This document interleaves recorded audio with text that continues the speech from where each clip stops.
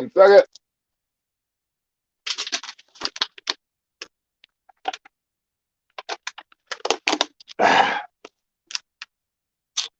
What the fuck is going on? What's up, fight fans? It's your man 3K the Boss, aka Mr. Two Hands Up. Fah Fah. Poop pat. Poop pat pat pat pat. You already know what it is. Shout out to everybody. What is today? What's today? Tuesday? Wednesday? Well, whatever day it is. Shout out to y'all. Just wanted to come and talk to the people today. Share my points of view. My point of views, excuse me. And my points of view, I should say. And a little bit of my opinion about some things. Because people are ungrateful in this world. You truly are. You're a bunch of ungrateful bastards. And for those that are grateful and appreciative of what's in front of you, I appreciate you. But for all of those other guys, those salty-faced, mad dudes sitting around waiting for Santa Claus to drop presents in their lap like it's the 25th, I don't give two shits about you. And this is more aimed towards you. Christmas is over. But magically, we get blessed with a gift on May 7th. A gift that was so highly touted that I pretty much barked about wanting to see this for 3 years. And nobody appreciates it? Nobody? Nobody appreciates it? Why is that? Why the long faces? Help me understand. Is it European fighters? Is it British fighters? Is it Ukrainian fighters? Is it Japanese fighters? Is it just European fighters in a whole? Is it just everybody thinks the world revolves around America and America's so-called talent and don't think any talent resides anywhere else in the world? I don't get it, because when I look across at who's standing in front of Canelo, 31 in his prime, fighting the 31-year-old Canelo, I look at a guy who's highly skilled, proficient in footwork, has nice thump behind his gloves, get behind his jab very well. All of the recipes for disaster for an individual who is giving up a significant amount of reach, who has to consistently come forward, shoot shots at the body to be successful on May 7th. And y'all don't have no appreciation for that? Why are you focused on Triple G right now? If he fights Triple G right now, it's still better than a majority of you motherfuckers. I'm just saying. But everybody just has something to say. They just got something to say. Bunch of ungrateful some of them bitches. Yeah, I said it. What, was Jamal Charlo gonna be better? Was David Benavidez gonna be better? Really? Really? What are they bringing to the table? What are they bringing to the table? Oh, they're hyper talented. Says who? Yeah, I like David Benavidez. I think he's great, but what does he bring to the table? What makes him so much greater than Dimitri Bivol? What makes any of them so much greater than Dimitri Bivol? The same Dimitri Bivol that can't get Artur Beterbiev in the ring. But you know who he got in the ring? He's got Canelo Alvarez in there. Yeah, that says a lot about a guy who walks around at his size. That says a lot about a guy who garners the amount of money in one per fight that he garners. It says a lot about that guy. I have nothing but respect for this individual right now. I can't do anything but tip my hat for this individual right now. And when I see people just hating on it, it disgusts me. When fandom is pointed in the direction in which fandom should be pointed in, which is a great fucking fight, then people should have nothing but great shit to say about it. But somewhere out there in this boxing world, we got a bunch of motherfuckers who got the game fucked up, excuse me. What is going on out here? Like I really don't think that I don't think that I'm delusional. I don't think that I'm a narcissist. I don't think that I ask for much when it comes to the boxing world. But when we're speaking on the top fighter in the world, going up against somebody who you want to see him tested, somebody where you want to see wills versus will, you get that, and I don't feel that energy being reciprocated, especially when I've been screaming about pretty much he's the only other guy besides maybe one or two other guys that could really present him problems, and it happens to be one of those guys. What are you barking about? Because I've never thought of myself to be a delusional person when it comes to this boxing shit. Canelo was fighting possibly the most dangerous fight of his fucking career. Yeah, I said it. More dangerous than Floyd, more dangerous than Triple G. Absolutely. Absolutely. I say more dangerous than Floyd because a lot bigger than Floyd. I say more dangerous than Floyd because he punches harder than Floyd. I say more dangerous than Floyd because it's 175 fucking pounds. I would say the same thing about Triple Gennady Golovkin. And yet and still, this dude can't get no fucking respect. Like, how much activity can be presented to you? How many fights can this guy fight at the end of the day? And then when you look at him in present day and you look at the individual that he's facing right now, why the salty face? Hold on. In the words of the great Heath Ledger, rest in peace. Why so serious? Are you fucking kidding me? I think the boxing world has lost its mind. And when you look at the press conference that just took place, the little presser, you would see that, oh, Dimitri Bivol is locked in. He ain't coming in here to do okay. He isn't coming in here shaking Canelo's hand. He don't want to be his friend. Yes, people are thankful for certain opportunities to be in certain positions because, understandably so, he understands that this man did not have to take this fight. And there are a lot of people who have great boxing minds in this world that will understand, quite frankly, that honestly, this motherfucker is crazy. He has to be the guy that motherfuckers call cinnamon and say all the wild shit. Yeah, yeah, yeah, I'm guilty of that too. You would have to say that he's fucking nuts for doing this shit. Is he nuts? Is he crazy? Or is he just that fucking good? Could that be it? Maybe it's time to silence the criticism. Maybe it's time to just show the world, yeah, I'm that good. And if this is the best the world has to offer me right now, if this is the guy everybody think is King Kong on the block, maybe it's time for me to knock him off the Empire State Building. Could that be it? Maybe he woke up and he said, you know what? I want a challenge. I believe that to be the case. Anybody else thinks any differently? I feel fucking sorry for your mother. I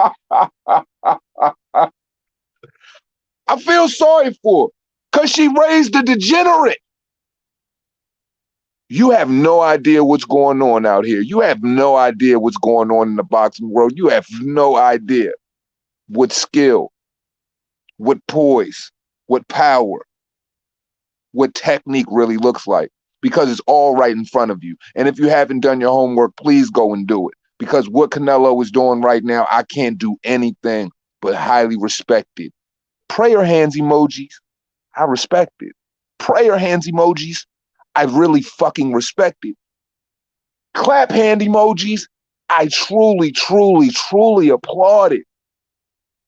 Okay, perfect emoji, because this is perfection in the making. 100 emojis, because this shit is fucking solid. Talk to me nice. Have you lost your freaking minds? Appreciate great shit when great shit is in front of you, because boxing doesn't offer great shit too often. Eddie Reynoso could do the dance he does whenever he goes through the catalog if he wanted to, because rightfully so, Canelo has earned that right. When the rest of the boxing world starts operating on this type of fucking level, then until then, shut the fuck up. But I want to shout out anybody in the building, because I haven't looked down yet.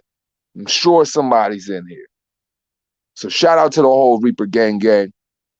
And all I gotta say is middle fingers up to the degenerates. Middle fingers up to the idiots. Two middle fingers up to those who don't know a great fucking fight when they see one. A great fucking war when they see one. Somebody who's truly giving up a lot of his attributes in a fight when you see one. People have lost their freaking minds. It's almost to the point to where, why would I communicate with you idiots? I'm very harsh when it comes to my criticism, when it comes to a lot of boxers in the boxing world. I've been very, very stern and very solid when it comes to my criticism, when it comes to Canelo Alvarez. But I've said time and time again, there was only one thing that I wanted. I wanted him to be tested. And I wanted Dimitri Bivol to be the test. I've said it for years now. So quite frankly, for me, this is fucking Christmas in May. This is Christmas in February. This is Christmas from fucking February all the way to May for me. And until the outcome of the fight, I have nothing but respect for both gentlemen. And honestly, quite frankly, I feel like I done died and came back to a much better life because I don't have to complain for once. All of my grievances are solely for the betterment, the progression of the sport, solely for seeing the exceptional do the exceptional. And quite frankly, it's been bestowed right in front of my eyes. Today they've made it real with a press conference. They signed on the dotted lines, they made it real. But it's a whole lot of fake motherfuckers out here to act like this shit is some bullshit. Act like because this man is a European fighter, what, he brings less to the table? Are you fucking dumb? Are you seriously fucking dumb? You got some Frankenstein screws loose up there. I'm sick of the bullshit. At this point, I'm about 60 to 70% with the crowd of the people that truly believe that no matter what Canelo does, motherfuckers always got some shit to say about it. I'm really starting to get there. Like, I really am. And I don't ride no dick. Pause. Never done it. I don't care who they are. But at this point, if I've spoken it to life, and if I've wanted this shit willed to life, and for whatever reason God makes that happen, and I'm still hearing the same type of shit, now it just don't make no sense to me.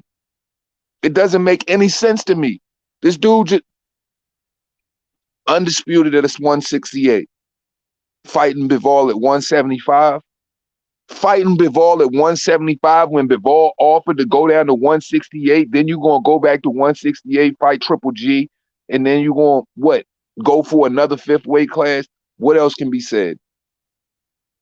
This is the determining fight for me that I really, really, really, really, really stamp and cement this dude. All depending on how he performs. But honestly, I feel like he's up against a lot. And that's more of the reason why you should appreciate what's right the fuck in front of you.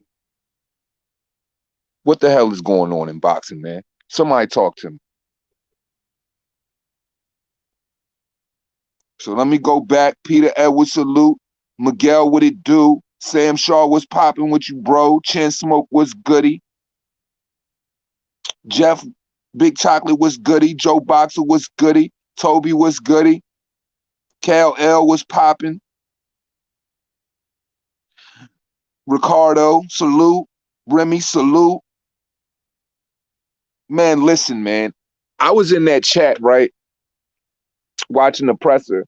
And I just heard like a lot of people, like even in a fast chat, like I guess my fucking eyes move equally as fast. But I could read everything that was taking place. Well, a majority of it. And it's a lot of people that have a disdain for what's going on. And even further than that, on Chicken Talk, I heard Demetrius Andrade say some shit like, Canelo want to run around fighting all of these European fighters, and people have generated the narrative that, Canelo is only willing to fight European fighters. And that basically, this is nothing but Dodge tactics. Now, I have to say this. How the fuck is Canelo fighting Dimitri Bivol? And then after fighting that fight, entertaining Triple G. I don't give a fuck if Triple G was 40 fucking 5. I've seen what Bernard Hopkins has done at 46 years old. Triple G goes out there, ices fucking Murata, and then goes and fights Canelo after that. Like, how can anybody try to slight a man for doing what honestly is what most would excuse me, honestly, what most wouldn't fucking do? How many people are out here doing this shit? I hear people talking about they trying to become 3-division world champions, but you're doing it on a vacant circuit. Like, I don't want to hear too many motherfuckers gloat about world titles when all of them shits have been left on the fucking doorstep of boxing and moved up and wait. I'm just saying. At this point, for me, like, there's nothing a motherfucker can say. Because he's done what I've asked. So I have a level of appreciation for an individual who goes out and seeks a certain level of talent and make sure they're willing to engage in it, and they take that shit head on. And when the rest of the world is kind of shitting on it, and you got, you know what I'm saying, chicken talk, like whatever the fuck that shit called on Twitter Spaces, that little goofy shit motherfuckers do on Twitter Spaces, kind of like Clubhouse, when people are criticizing this man. But what he's doing is exceptional, right? Right? Can't we look at what Canelo's doing right now is exceptional? Like, is this Canelo, like, is Canelo doing something that's, like, is Canelo ducking right now? Is that what the world is trying to say? And if Canelo is ducking right now, who the fuck is he ducking? Who is he ducking? He's fighting the best fighter at 175 pounds. Some people would say Better B, but I would say Better B would have a hard problem with the movement and the punch power over an accumulation of barrages of punches and over a set of time and not being able to keep up necessarily. I think Bivol is cut from, you know, like a little bit colder cloth than what the rest of 175 brings to the table. Because, I mean, let's think of it. Let's be honest here. Joe Smith is about as blue collar and about as tough as it get. He broke that motherfucker. He broke that current WBO world champion who went after his WBA world championship and got his motherfucking ass broke. So frustrated he had to try to pick the man up and body slam him and shit on some bitch shit. And I've got, you know, guys doing chicken talk boxing and got other people in comment sections and shit acting like what Canelo is doing right now is mediocre or subpar. It really, really, really left a sour taste in my mouth. But I have respect for a lot of people's opinion. And Demetrius Andres, your frustrations fall on deaf ears right now. They do. Like, if people stop focusing so much on what other people were doing and started focusing on what they got going on right now and solely on that, and kept the conversation about that, given I understand that you have to ask questions and you have to entertain those questions. But if you focus solely on what you have to do right now, I think that you would probably be the master of your own universe. Where I think everybody, if they were focusing on they shit and becoming the master of their own universe, is somewhere in, you know, it might come back around. Sincerely, truthfully, it might come back around. But why is all this focus and concern on a man who out this joint doing what realistically is some shit that all of these other dudes with these fucking fake ass, fraudulent ass O's on their record, they not willing to do? They just not willing to do it. They're not gonna do it. Somebody tell me somebody right now who's even close to doing it. Shit, we just saw Josh Taylor last Saturday. I'm just saying. I mean, Terrence Bud Crawford, exceptional talent, but even he ain't there. You know what I'm saying? I mean, understand opportunities are few and far between, but still, like, we're supposed to show appreciation for progress, especially in the boxing world, because we don't get it. But this is progress in the right direction. And even more than that, it's coming from the biggest fucking boxer in the sport. That shit says a lot because greatness is supposed to lead by example. And this is the biggest figure in boxing. And this is the hardest working figure in boxing. One of them, quite frankly, arguably, bar none, doing great shit. So this is greatness leading by example. So what the fuck is the problem? I'm just saying, man. I'm just saying. I'm just saying, man. What the fuck is going on? Somebody talk to me, dude. The same fans who slag off Canelo love Wilder weirdos. And that's crazy to me because these are the type of guys. And once again, you know, James, I've come to the point to where, you know, we've all seen my ups and downs with, you know what I'm saying, just for my dedication for the sport. We've all seen me go on a sabbatical based on my frustration for the sport. Now, when I straight up said I wanted to leave this shit because of the lack of thereof. So when it comes to those type of individuals, those Wilder fans, those punch drunk fucking Jamal Charlo fans, because he's always getting hit on by bums, and the fans who live vicariously through him obviously feel that neurological damage.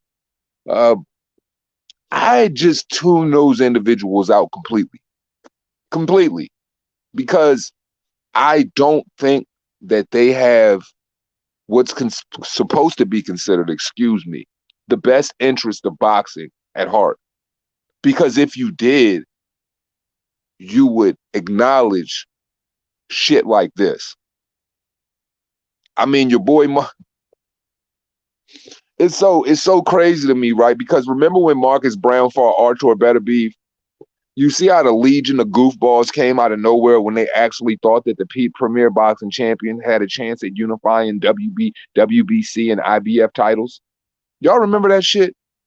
Y'all remember how like all of them goofballs just popped up in the chat? All of those goofballs started going live again. All of these so-called, you know, favorite pro-black boxing channels started going live, bigging up Marcus Brown's footwork. The same dude who was smelling fucking John Pascal's boxing, who was just in love and infatuated with smelling John Pascal's balls and wrapping his arms around his legs, holding like a woman and running like a girl. In the words of John Pascal, the entirety of the fight. Those are the same individuals who really had the nerve to dismiss skill set, brute force, and a solid resume in such a short amount of time in Artur Beterbiev.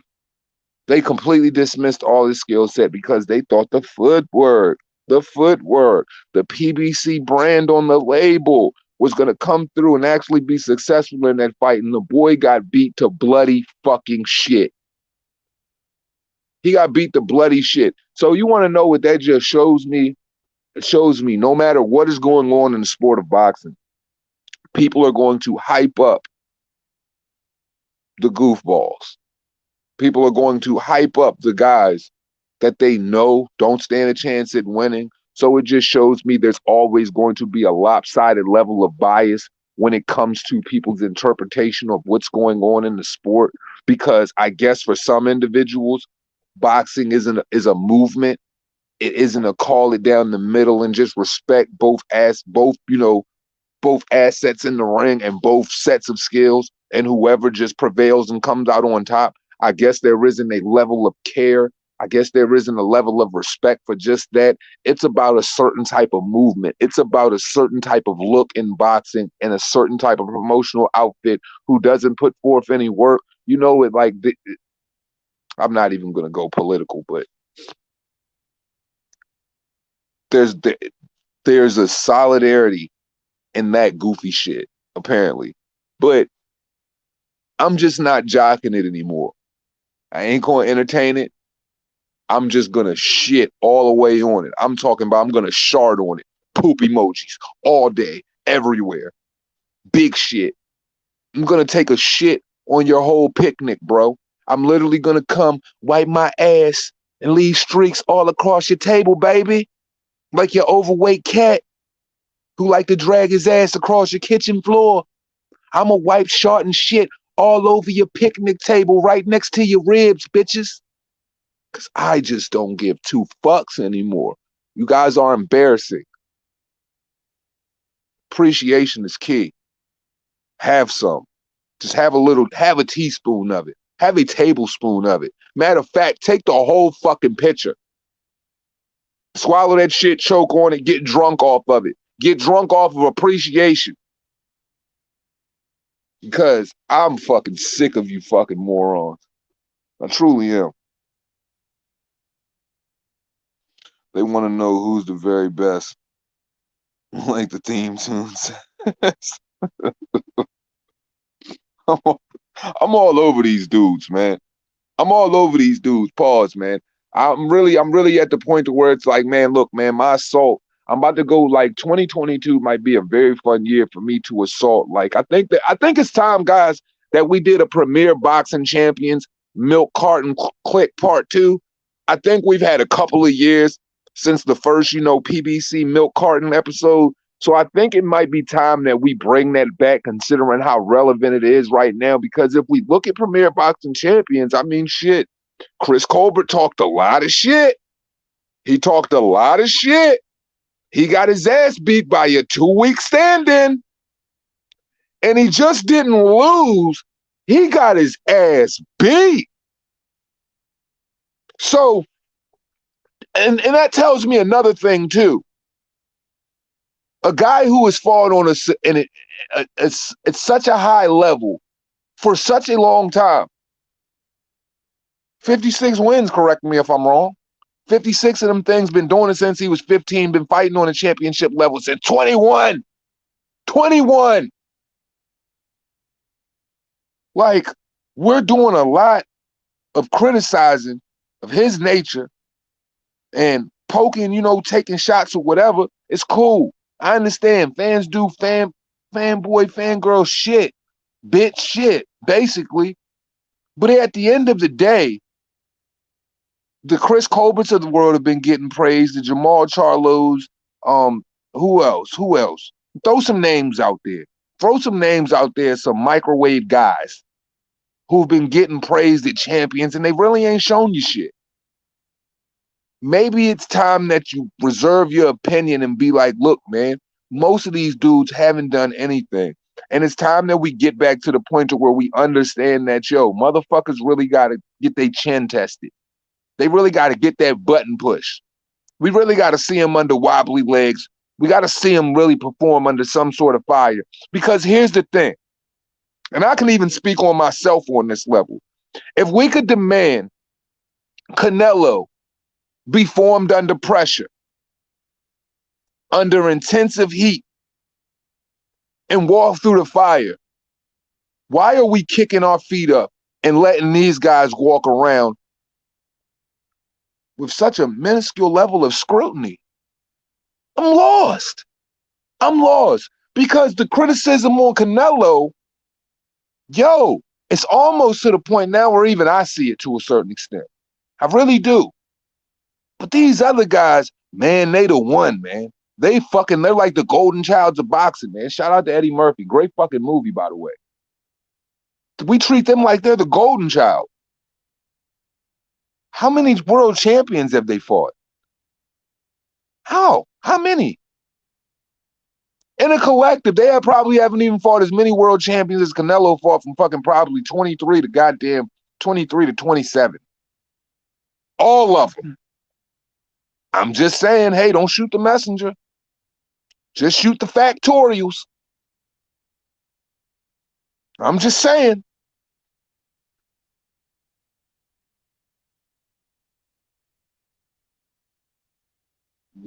Beat, battered, bruised, confused. When he hit the pavement, you want to know what made it 20 times worse to Miguel? Was the fact he had that stupid ass fucking purple and blonde hair in his fucking head. I'm like, bro, you out here stupid fruity talking wild crazy shit, and there you are on the fucking back of your ass with your legs up in the air waiting for this motherfucker to fuck. Oh, too late. It already happened. You just woke up after getting raped. He raped the game on a 2 weeks notice, baby. He raped the game on 2 weeks' notice. He said, "Oh, you look pretty with your purple hair. I'm about to give it to you. Give it to you. I'm about to give it to you. Give it to you. Give it to you. Give it to you." Ha, ha, ha, ha. I might be in trouble after this one, but I don't care, man. I am not going to change. Look, we might have to move our platform to Rumble or Locals. If that ever is the case, I'll be the first to let you know. Matter of fact, I might set up a Rumble in the Locals tonight because I'm not going to stop saying how the fuck I feel, and I don't care how anybody feels about it because I don't worry about repercussions. I'm standing on it. And God damn it, that motherfucker had his legs up in the air like he was waiting for something long and strong, Stedman. Like Eddie Murphy at the dinner table on the Nutty Professor 1 with all them people standing around there, and he was playing the old chick. He's like, he's strong, long and strong. Hercules, Hercules, Hercules. That boy looked bad, man. He looked bad. But these are the ones that we prop up 24/7 and act like these are the guys that are going to lead the new wave. But this man can't even be ready. He can't even style on somebody who come in on a 2 weeks notice. Y'all know this too, right? That I never gave like Chris Colbert no juice. Like we've never, correct me if I'm wrong, gang, but have we ever given Chris Colbert any type of hype on Reaper Gang Radio? Never. Never. Correct me if I'm wrong, but we've never done it. These are the reasons why. Because I don't think, man, look, we don't like TV dinners over here. We like dinner while we watching TV, but we don't want that 3-minute shit. You know the shit, you know what I'm saying? You warm it up 2.5 minutes and you got to stir the fucking, mashed potatoes because there's a big ass ice cube in the middle. We don't want that shit. We don't want it. At all. But now it's like that. People think it's supposed to be, and you and I know it's not. But these other folks watching boxing between fondling and their TikTok profiles and screwing around on Instagram. I'm telling you, man, this is the new wave of it's like boxing is going through a Benjamin Button process. It's like the older it gets, like the more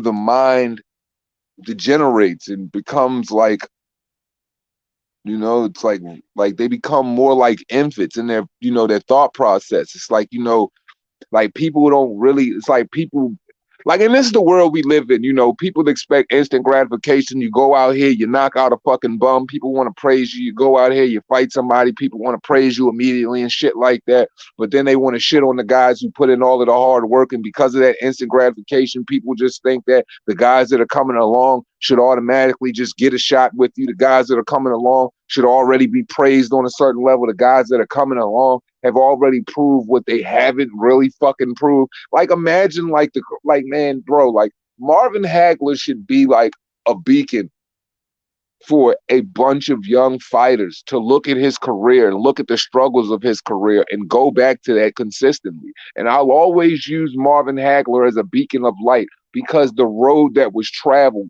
was extremely fucked up and quite in the way of the manner in which Sonny Liston's, road was traveled.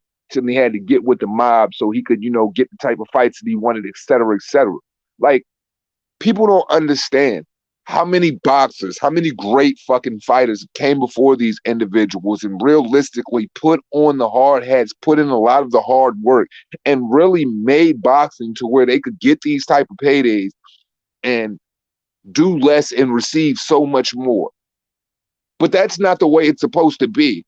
Because when you do shit like that, you end up flat on your ass in a missionary position, waiting for somebody to give you the Vienna sausage, or waiting for somebody to give you the Italian sausage, or waiting for somebody to give you the Polish sausage, or waiting for somebody to give you the German sausage.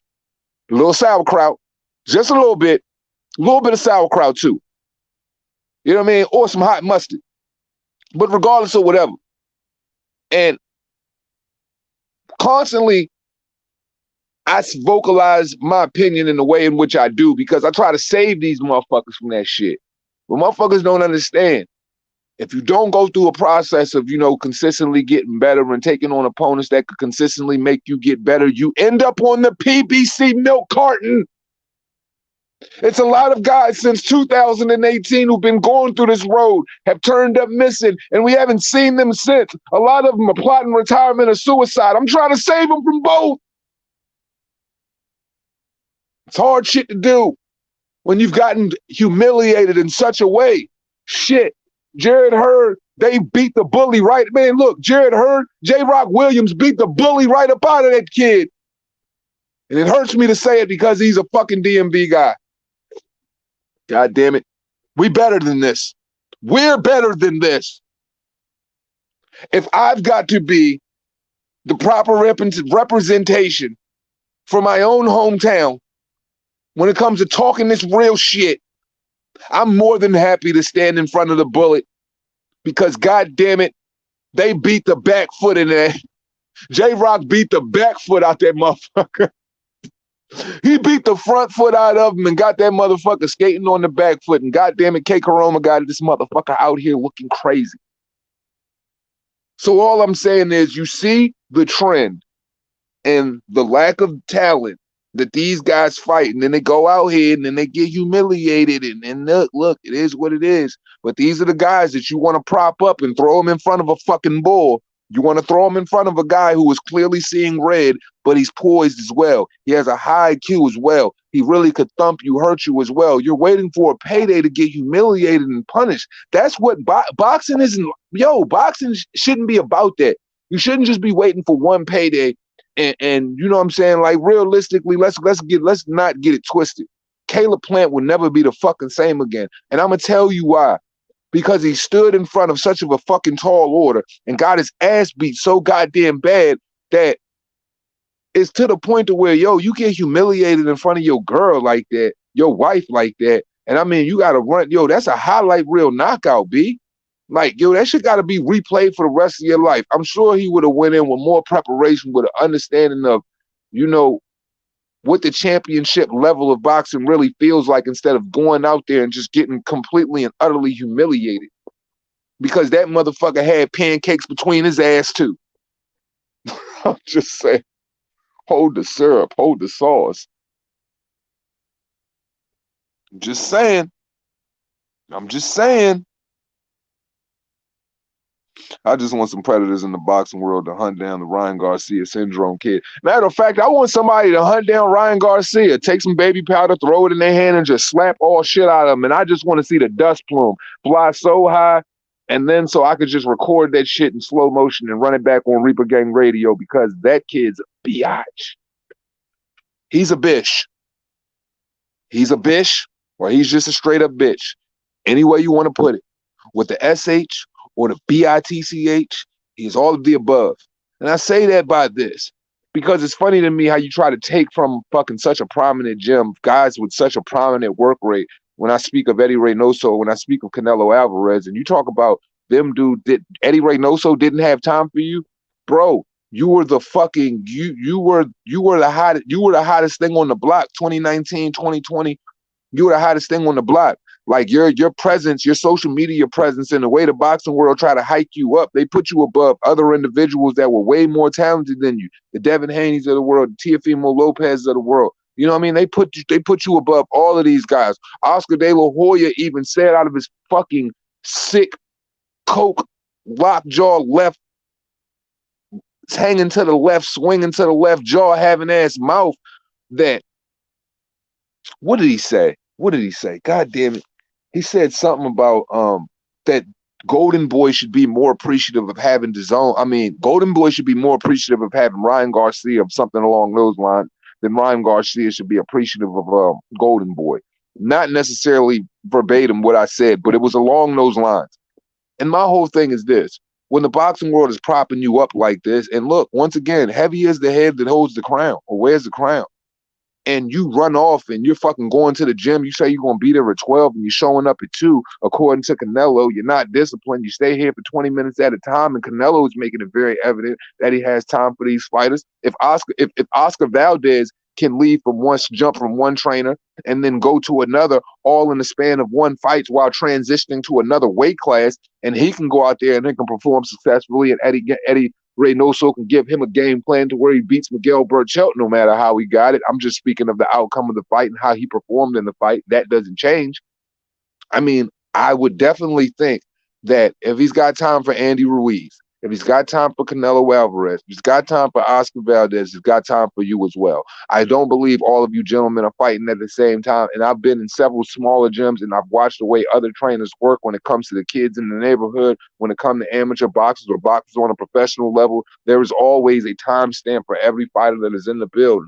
And everything is scheduled based on the level of importance. And what I mean by level of importance, I'm only chalking that up to who has a fight coming up and when, how do I need to have this person on this schedule, and how can we operate well within the terms of that schedule. If you're the one that's coming in the gym, the young fucking punk that is upsetting all of the fucking who's upsetting these things, like this guy isn't going to be a Hall of Fame fucking world, he isn't going to be a Hall of Fame world-renowned trainer, like he isn't already the most accomplished fucking trainer in boxing right now, like he doesn't already have all of the accolades, the stable to go with it, and gets paid extremely fucking well. Like, we're supposed to jump hoops around you. What have you brought to the table that what it is you want to be more important than the guy that you're standing next to, and you think it should already be given to you. You don't want to stand next to guys that are going to make you fucking work. You want to operate more in the sense of where it works out for you and your schedule, around your gym, around your time, so you can act like a prima donna. And if Joe Goosen, old school guy, great fucking trainer, loved his years with Diego Corrales, will never forget the Luis Castillo-Diego Corrales fight. One of the greatest fights I've ever seen in my life. But at the end of the day, if Joe Goosen isn't going to hold you responsible, Joe Goosen isn't put there to be your fucking father. He's put there to fucking train you. And if you're not going to hold yourself accountable, then that just shows a lack of responsibility. And I have zero sympathy for that. I have none whatsoever. And those people that truly still believe in Ryan Garcia, I feel sorry for you, because I don't fucking believe in Ryan Garcia. I don't know what my fucking opinion matters to the world, and I quite frankly don't give a fuck. It's probably about as insignificant as a fart coming out of everyone's ass, but God damn it, I'm going to give it anyway. And Ryan Garcia, I could give two fucks about Ryan Garcia right now. I'm just saying, man. Ryan Garcia had a team the size of an F1 engineering team behind him for a while there. He's the one responsible for his bullshit, and that's why people should hold him accountable for it. Oscar realized he was going to get embarrassed more than those photos, so he canceled his comeback, as he should have.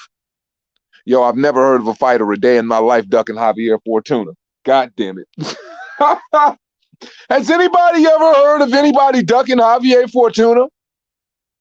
Where the hell they do that at? So now we're ducking Javier Fortuna. We're ducking Javier Bumblebee Tuna. That is crazy. Imagine that. This motherfucker is ducking Javier Bumblebee Tuna. Wow. He went from ducking Javier Fortuna to ducking JoJo Diaz, saying he was going to do all this shit to Isaac Cruz, and now you fighting a fucking boxer to go food.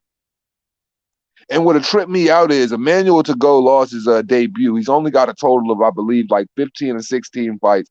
He lost his debut to a guy who's only 8-6 in the entirety of his career. Both of these gentlemen were domestic, coming out of Ghana.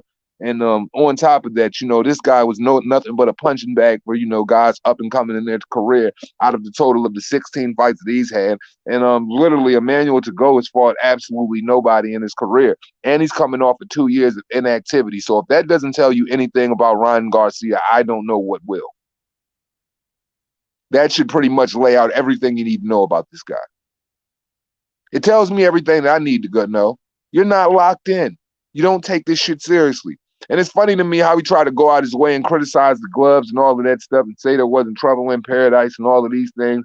But why all of a sudden do a pair of boxing gloves that you have consistently used the entirety of your career, do you come out and say, not in the gym, not just in the gym, but you've used them in several of your fights, not your up and coming fight, but all of your major fights. And people want to consider those major fights, but you criticize the boxing gloves that made you successful. Does anybody see anything? I mean, am I the only one that finds that shit asinine? I think that, like, how do you do that? And tell me how it makes sense. And how is there not trouble in paradise if this is the case? And even if you did feel that way about Canelo's products, why would you say it online when you know cameras are always watching and people can hear you? That's just a kid who literally is pissed off that somebody didn't give them the attention that that he needed, or somebody cut the game off 30 minutes early before he could beat the 6th level boss on his PlayStation, and he wants to be passive aggressive and throw out a slick remark and talk back and not think that he'll get popped in the mouth for it. Am I wrong for saying that? That's what I believe. I believe it was a low-key passive-aggressive temper tantrum. And I believe it was a way to generate headlines so it could be, oh no, not me, not me. You know,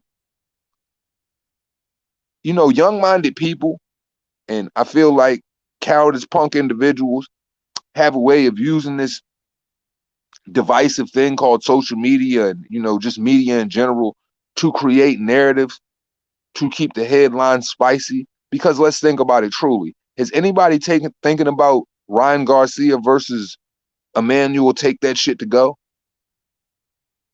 I don't think that we've heard a whisper or even a fucking diuretic stomach rumbling of this fight. Nobody's talking about it. Nobody cares. I'm just saying. This past weekend was the weekend of upsets, and I feel like, Ryan Garcia could be very upset when it falls into it as well. I just feel like this kid is a mentally weak individual, and I just can't stomach it. I can't.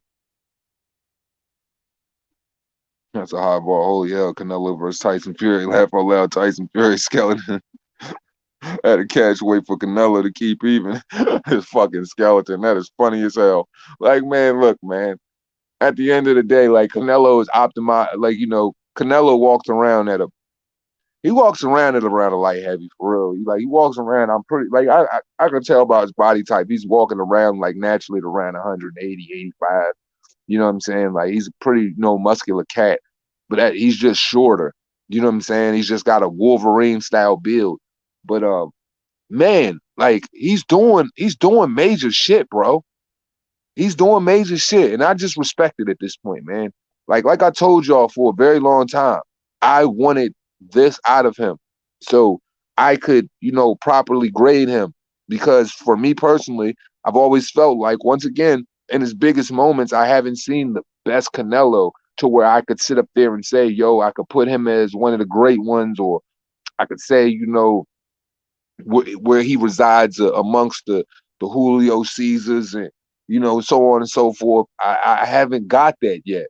So for him to step up and doing what he's doing right now, post Floyd, post Triple G1, when there was no Triple G1, Triple G2, where there was no Triple G3, I felt like, a guy like Dimitri Bivol, I felt like a guy like Artur Beterbiev, I felt like, um, those type of fights, or an Andre fight or something like that, those were the type of fights that would bring the best out of him and make him have to operate at his highest level.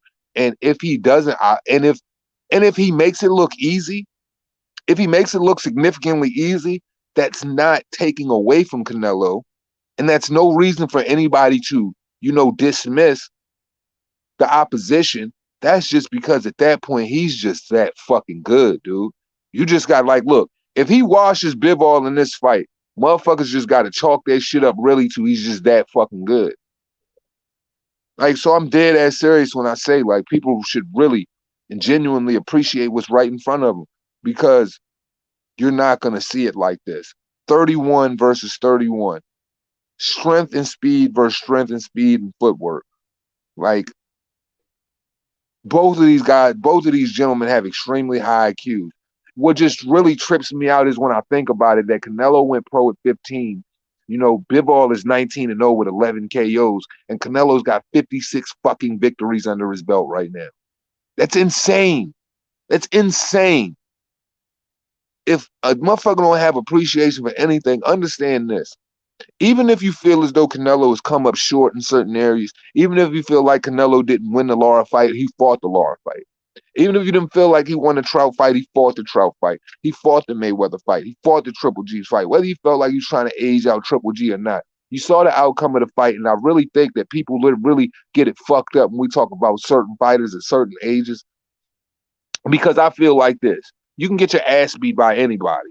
And on any given night, you know, boxing really shifts the weather on you as far as, you know, what happens to certain individuals in the boxing ring. So with that being said, a person could be 40 on paper, but go in the fucking ring and fight like they're 26. And if that person goes in the ring and operates like that, we don't hold it against them if they're victorious, but we hold it against the other fighter if they lose. You see, it's like a double-edged sword when it comes to certain shit. But here you got two guys primed and ready, and if you look at their fucking resumes, they are fucking far between one another, you know.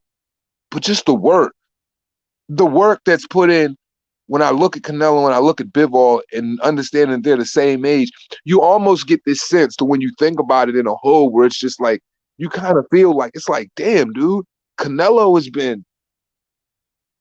been doing this shit for a long fucking time. It makes you almost feel like either Father Time has done him some favors, or he's jumped in a time machine that we just don't fucking know about, or this dude has just been really operating at a significantly high level for an extremely long time. And there are other individuals that are his age and in his prime that are nowhere near, whose records can't even fucking come close to that.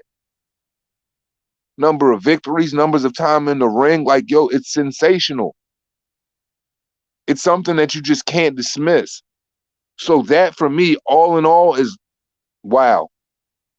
When I think about it in that aspect of it all. Like, bump how everybody else feels about certain shit, cards or whatever, but just think about just the body of work, and just think about the longevity and how long he's had in his career, and think about how much longer he has to go. And then think about the type of opponents that are in front of him throughout the duration of the rest of his time in his boxing career, with the type of activity that he has. If he's fighting Dimitri Bivol and he's fighting Triple G next, I don't even see what anybody's frustrations could possibly be, considering he's going to have to fight somebody on that level again. Like, what else can he do from that point on? I think Dimitri Bivol kind of dictates, you know what I'm saying, the weather for Canelo, if he's willing to fight it, you know, the Joe Smiths and the Artur Beterbies. Honestly, I don't even think that's necessarily, that might not even be wholeheartedly true, because if he's fighting Dimitri Bivol, why wouldn't you fight the other two at this point? That would be how I honestly feel about it. If he's fighting Dimitri Bivol, why wouldn't he fight Artur Beterbiev? Why wouldn't he fight Joe Smith? I feel like he's the toughest of the three. Just got an excel. He's just got a lot of fucking shit up underneath his belt, man. So for me right now, I just think that, you know, motherfuckers have just lost their minds, man. I can't even come from a politically correct way of putting this or trying to convey this to y'all, because it's just fucking stupid to me. Put hella work in, man. Hella work in. Yeah, man, I don't see either guy having an easy night too, and I've told everybody since day one that I think Dimitri Bivol is the one guy that can beat him. And honestly, you know, if like I'm picking Bivol in the fight, and it's not like there's a dislike against Canelo or whatever. He's an exceptional talent. It's a tall order for both of these gentlemen. I'm just saying, man, 175, this guy's young in his prime, long, strong, got the footwork, everything that's a recipe for disaster for somebody who has to stay comfortably mid-range from in front of you. Canelo's got beautiful upper head movement, but man, he's going to have to take a lot to give a lot. And I don't think Bivol is going to be one of those. Bivol isn't one of those type of guys to let you get that close. He's never been the type of guy to let you get close. You know, Canelo is a completely different specimen, different animal, operating at a completely different level. But at the end of the day, even when I watched the Kovalev fight, I look at some of the shortcomings in that fight behind a very light, what I felt as though Kovalev was really fucking pulling the jab in that fight. Like, he's not a 37-year-old brittle fucking bad stomach Kovalev, dude. This dude is solid, man. He's solid. So for me, I'm like, Bivol has a lot of advantages in this fight, and it's extremely dangerous for Canelo. So man, this ain't, look, once again, and here's another thing, man. If motherfuckers who don't know shit, this ain't no fucking Callum Smith, man. I need to put out this public disclaimer right now so motherfuckers can get it through their thick head. This ain't no fucking Callum Smith, man. This is Dimitri Ice Cold motherfucking Russian froze Bivol, man. This ain't no Callum Smith, man. So don't think this some Callum Smith situation, cause it ain't that. This is the real shit, man. So appreciate what's in front of you. And know this shit is gonna be, motherfuckers is gonna go through hell. And I love it. Say it like it is, no sense. Canelo put it on the line here, and Bivol doesn't have much to lose. For sure, man. And the thing is, when I'm looking at the press and I'm looking at Bivol, I'm like, yo, he's ready. Motherfuckers don't know how long he's been campaigning for this fight, bro. He was willing to go to 168 to get this fight. Canelo's taking it at 175 in his realm. This man is coming to the Mortal Kombat nether realms to get the belt, to get Bivol's belt. This shit has gotten really, really, really spooky. Like, I don't think people understand the type of treat that they're about to be, that's being bestowed to them by, by these gentlemen, man. Hey, man, I just basically came here today to say that there should be a level of appreciation. People's blood should be boiling, just for the hunger and just for the want and need to see exceptional talent engage against, other great opposition who really can turn it up and turn it all the way the fuck on. And when you're getting that, it's like, bro, this should be the only conversation in boxing right now. It should be the only conversation in boxing right now until somebody show me something better.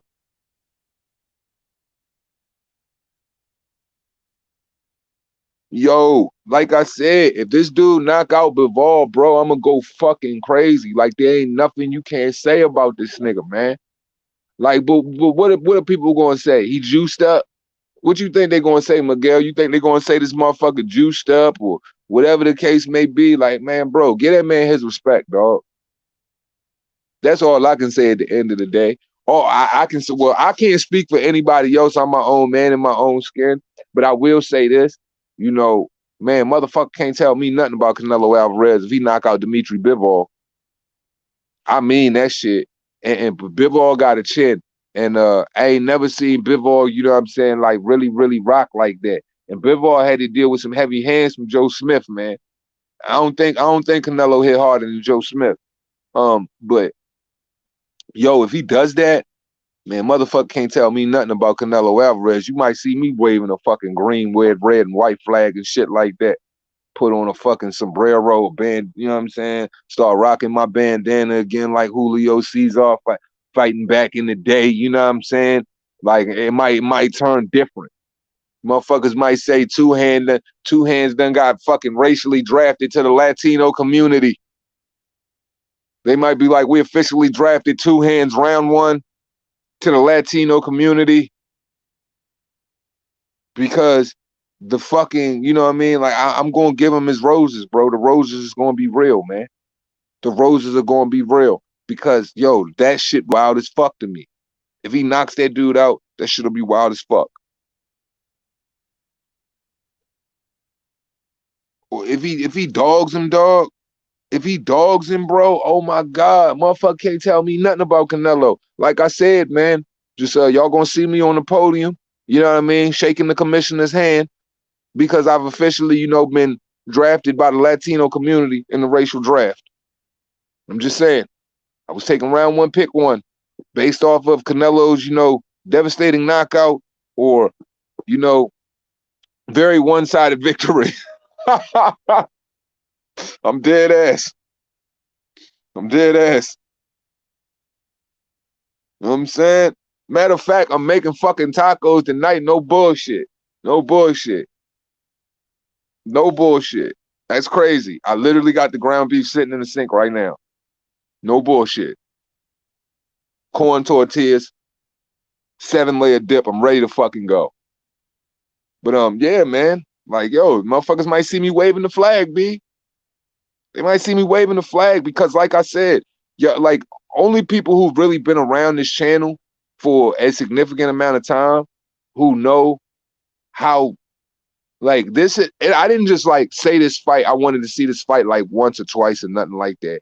Anybody who's been around this channel since its infancy or since the beginning of time have known that I've campaigned for this fight for 3 fucking long years. 3 years. I've wanted this dude to prove me that he's more than just comfortable. You know what I'm saying? And he's proven it to me. Like, man, yo, he really gets up for the pause. He really, you know what I mean? He really steps up for the tough fights. Like, because we gotta think of it like this.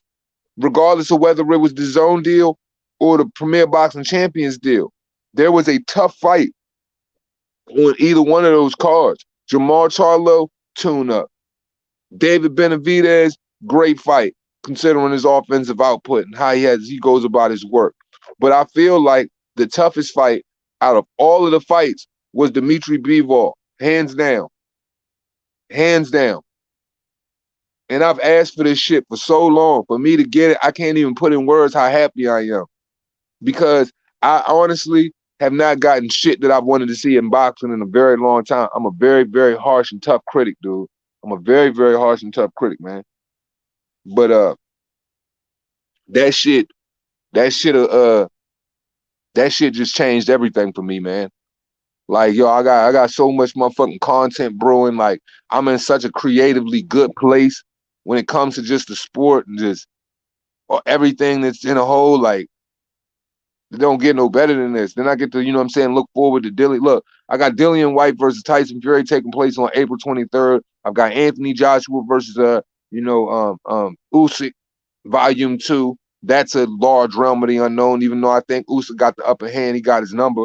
Then on top of that, we got Katie Taylor versus Serrano. And then we firing up for June and July for, you know, Brian Castano versus Jamel Charlo. You know, we know what Jamal's going to do, get drunk and do absolutely fucking nothing but probably catch an assault charge. You know, he does all of his fighting outside of the ring. But as far as inside of the ring, great shit. Great shit. And the crazy thing is, it's all on the backs or attributed to the zone having some part of it. Ain't that something? More or less, all of the cards except one are the zones. We ushering in the zone pay-per-view are big fights, man. Big fights. And we still gonna get AJ and Usyk at, you know what I'm saying, the normal the zone price. So when I ask people who is doing it better than fucking the zone, nobody can give me a straight answer. It's always a million excuses and a bunch of hateful rhetoric because nobody's doing it better than the zone. Nobody's paying better than the zone. Nobody's playing harder than the zone. And nobody's willing to go to bat for their fighters more than the zone or set their fighters free and go out and do great things on other promotional outfits other than the zone. Whew. That's some great shit, man. I feel like if we would arrest any of our fucking the how do I put it? If we were to invest basically if we were to have stake into boxing ever being saved and brought back to any form of a respectful level to where we would have bouts that we can truly appreciate from now until whenever the fuck we leave this earth, God forbid. I think the zone would be responsible for that. Realistically. Look at the way the promoters talk. Look at the way the machine moves behind it. Look at the way they've been rounding up fighters. Look at the way they're moving, you know, female fighters. Look at the way they're promoting them. Look at the way they're just promoting it in a whole. And look at the way Matchroom and the Zone come together And they really, really, really go out of their way and spend a lot of money to bring boxing to the masses the right way. No fluff pieces. Only trying to bring you the biggest shit. So with that, I rest, you know what I'm saying, all of my mental security into those guys really restoring order in the boxing world. As far as 2022 is concerned, they've cemented it. They got this shit, bro. So, man, great stuff. I still have sombrero from 1982 Spanish World Cup. That's what's up. Joking apart, hope you're feeling better too. And yeah, man, I'm feeling fucking great, man. Um, Health wise, mentally, physically, man, I'm feeling great. Man, none of this shit, man, I've realized, man, like I said, man, after I talked to my dad about all this shit, man, none of this shit that I've really, really tried to take too serious anymore. But I mean, understandably so. We all passionate people in our own right. We all care about, when it comes to certain things that you care about, you want to see shit a certain way. It's no different than a person who buys a house and they admire their fucking lawn. You know what I mean? You're gonna keep your shit trimmed up. You're gonna make sure everything is the way you want to see it. You know what I'm saying? Like no different than a person who admires their home or admire your car or admire anything. You know what I mean? That's the way I feel about boxing. So when I get frustrated about, you know what I'm saying, motherfuckers coming in here and they just kicking their feet up on the fucking, they muddy ass shoes up on the couch on some Charlie Murphy shit. Like, yeah, we got beat their ass. But that's all I got for you guys today, man. I really just wanted to come in here and sometimes I drag shit out, but I just really wanted to come in here and I just wanted to let everybody know, man, that if they didn't hear it from anybody else, I wanted you to hear it from me, man, that really appreciate what's in front of you, man, and be thankful that, the biggest fighter in the world, the two biggest fighters in the world are willing to go out and fight the biggest challenges in the world. So I'm thankful for Anthony Joshua. I'm thankful for Canelo Alvarez. I'm thankful for their upcoming opponents. Thankful for what they're giving to the game. And hopefully it trickles down in a domino effect to all of these little fucking weenies that really aren't doing anything, that have been getting nothing but the instant gratification from the sport. Because I truly believe that there are more than just one or two individuals that enjoy being boxers but don't like doing any boxing because the evidence shows. But I just really, really, really wanted to cement my place in saying that, you know, man, appreciate this fight, man. Like, yo, two hands don't get to say shit like this too often. And I really, really mean what I say when I say this is the fucking one. If y'all have ever wanted a great fucking fight, if you've ever wanted to see Canelo at Canelo's wits end, if you ever wanted to see, Canelo tested, if you've ever wanted to see what he's really made up of, if you ever wanted to see him bite down, you'll see him bite down May 7th. As we always say at the end of this shit, it costs you nothing to pay a nigga no mind. Once again, I appreciate my whole Reaper gang. Shout out to the whole playback gang when you catch this shit. And as I always tell you guys at the end of the shit, man, you all are stars. So go out and fucking shine like some. All right, so respect. Everybody have a great evening.